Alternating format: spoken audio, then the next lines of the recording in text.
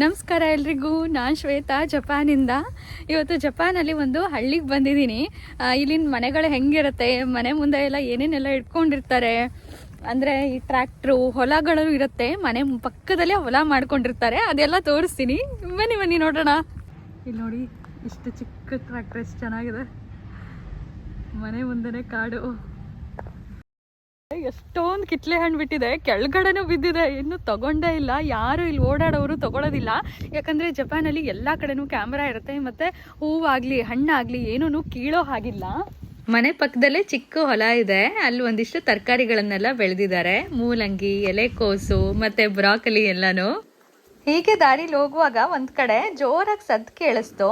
ಏನಿರ್ಬೋದು ಅಂತ ಹತ್ರ ಹೋಗಿ ನೋಡಿದಾಗ ಒಂದು ಮನೆ ಮುಂದೆ ಇಲ್ಲಿ ನೋಡಿ ಎಷ್ಟು ಚೆನ್ನಾಗಿ ಈ ಟಿನ್ಗಳನ್ನೆಲ್ಲ ಕಟ್ ಮಾಡಿ ತೂಗ್ಬಿಟ್ಟಿದ್ದಾರೆ.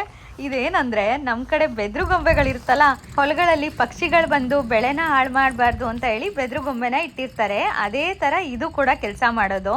ಜೋರಾಗಿ ಗಾಳಿ ಬೀಸಿದಾಗ ಈ ಟಿನ್ಗಳೆಲ್ಲ ತಿರುಗುವಾಗ ಎಲ್ಲ ಕಡೆಯಿಂದನೂ ಮಿಂಚುತ್ತೆ, ಹಂಗಾಗಿ ಪಕ್ಷಿಗಳು ಎದ್ರುಕೊಂಡು ಹೋಗ್ತವೆ. ಇಲ್ಲೆಲ್ಲ ಹಣ್ಣಿನ ಮರಗಳು ಜಾಸ್ತಿ ಇರೋದ್ರಿಂದ ಈ ತರ ಮಾಡಿದ್ದಾರೆ. ಎಷ್ಟು ಚೆನ್ನಾಗಿದೆ ಅಲ್ಲ ಈ ಟೆಕ್ನಿಕ್. ಇದ್ರ ಜೊತೆ ಇನ್ನೊಂದು ಟೆಕ್ನಿಕ್ ಏನ್ ಮಾಡಿದ್ದಾರೆ ಅಂದ್ರೆ, ಅಲ್ಲಿಗಲ್ಲಿಗೆ ಈ ಕಿತ್ಲೆ ಹಣ್ಣನ್ನ ಕಟ್ ಮಾಡ್ಬಿಟ್ಟು ಕಡ್ಡಿನಲ್ಲಿ ಚುಚ್ಚಿಟ್ಟಿದ್ದಾರೆ. ಏನಿದು, ಯಾಕೆ ಈ ತರ ಮಾಡಿದ್ದಾರೆ ಅಂತ ನೋಡಿದಾಗ ಗೊತ್ತಾಯ್ತು. ಕಿತ್ಲೆ ಹಣ್ಣಿನ ಬಣ್ಣ ಮತ್ತೆ ಇದ್ರ ಜ್ಯೂಸ್ಗೆ ಕೆಲವೊಂದು ಕೀಟಗಳು ಮತ್ತೆ ಪಕ್ಷಿಗಳೆಲ್ಲ ಬರುತ್ತಂತೆ, ಇದನ್ನಷ್ಟೇ ತಿನ್ಕೊಂಡು ಹೋಗ್ತವೆ. ಇಲ್ಲ ಅಂತಂದ್ರೆ ಮರದಲ್ಲಿರೋ ಹಣ್ಣುಗಳನ್ನೆಲ್ಲ ತಿಂದು ಹಾಳು ಮಾಡ್ತವೆ. ಹಂಗಾಗಿ ಈ ಬೌಂಡ್ರಿನಲ್ಲೆಲ್ಲ ಕಡ್ಡಿಗಳಲ್ಲಿ ಈ ಕಿತ್ಲೆ ಹಣ್ಣನ್ನ ಚುಚ್ಚಿಟ್ಟಿದ್ದಾರೆ. ಈ ತರ ಹಣ್ಣನ್ನು ಚುಚ್ಚಿಟ್ಟಿಲ್ಲ ಅಂತಂದ್ರೆ ಪಕ್ಷಿಗಳು ಕೀಟಗಳು ತೋಟನೆಲ್ಲ ಹಾಳು ಮಾಡ್ಬಿಡುತ್ತೆ. ಅದಕ್ಕೆ ನೋಡಿ ಎಷ್ಟು ಚೆನ್ನಾಗಿ ಐಡಿಯಾ ಮಾಡಿದ್ದಾರೆ. ನಮ್ಮ ಕಡೆನೂ ಹೊಲ ಅಥವಾ ತೋಟಗಳಲ್ಲಿ ಈ ತರ ಮಾಡ್ಬೋದಾ? ನಿಮ್ಗೆ ಏನ್ ಅನ್ಸುತ್ತೆ ಅಂತ ಹೇಳಿ ಕಮೆಂಟಲ್ಲಿ ತಿಳಿಸಿ. ಈ ಊರಲ್ಲಿ ಜನನೇ ಕಾಣಿಸ್ತಾ ಇಲ್ಲ, ಜನರಿಗಿಂತ ಜಾಸ್ತಿ ಕಾರ್ಗಳೇ ಓಡಾಡ್ತಾ ಇದೆ. ರೋಡ್ ಕ್ರಾಸ್ ಮಾಡೋದನ್ನು ಕಷ್ಟನೇ. ಜಪಾನಲ್ಲಿ ಸಿಟಿಗಳಿಗಿಂತನೂ ಹಳ್ಳಿಗಳಲ್ಲೇ ಹೆಚ್ಚಾಗಿ ಕಾರ್ಗಳನ್ನ ಬಳಸೋದು.